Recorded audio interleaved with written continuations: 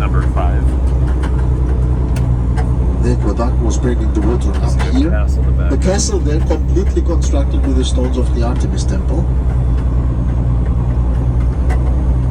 Whatever. So to give you a reference point here, this is the theater that we saw over in Ephesus, and there would have been the waterway, the bay, where they would have come by ship, and now that is all filled in. Here's the ocean. So that's why the ocean is like 6 to 7 miles away, because that part is all filled in.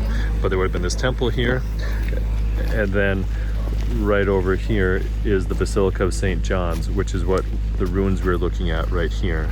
The ruins of the Basilica of St. John's. And there's the castle here, which is up over there.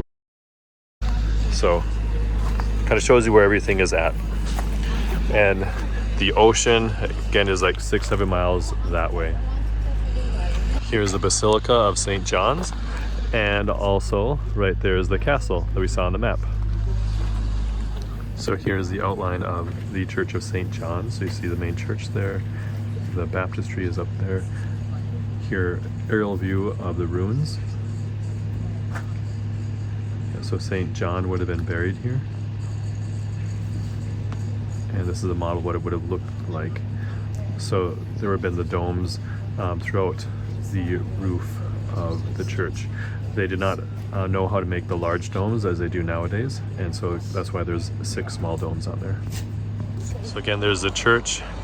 There's kind of like this courtyard area here, and then you can see how it's really built up. So we're gonna enter into this area. So here's kind of like the courtyard area.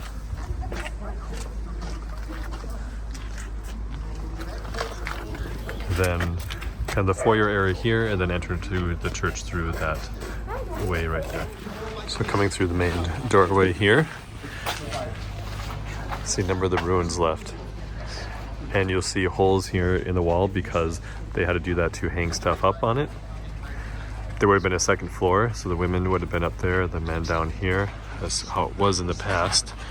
And the main part here, people would not have been for this service for the Mass, but they would have been on the right hand and left hand side in those areas. Just looking to the back of the church here. See how much remains here.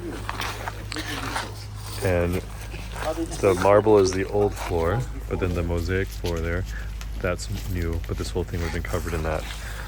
And the altar would have been right here, right in here. Underneath here would have been the crypt where St. John, the evangelist, the apostle, was buried. He's no longer here though. There's no bones here. We do not know where he's buried anymore.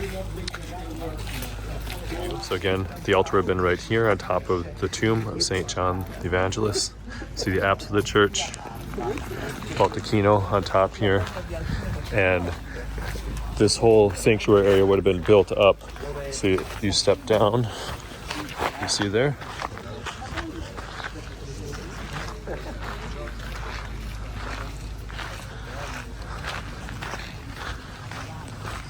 So coming from there, over here you can see the frescoes. So in here you can see some of the frescoes.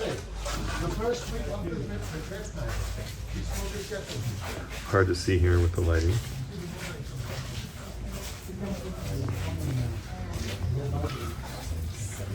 See, those are an example of them.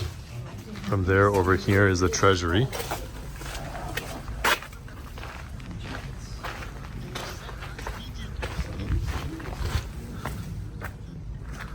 And from there, you can head over here to the baptistry. Enter into this room here. Still on our way to the baptistry.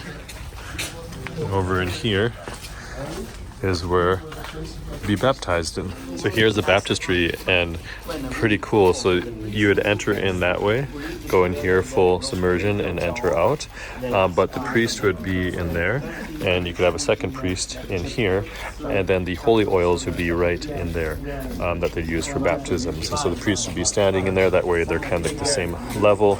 The person would walk down, be baptized, walk out. The godparents would probably be in here. We're not sure where they would have been, maybe in the niches and stuff, but we don't know for sure.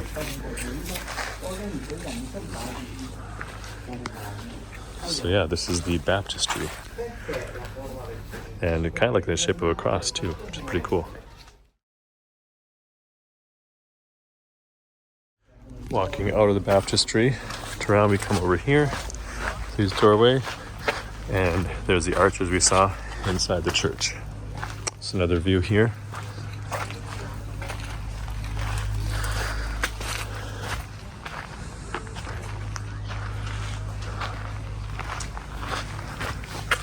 And this would have been built, I think he said, the 6th century, end of the 6th century.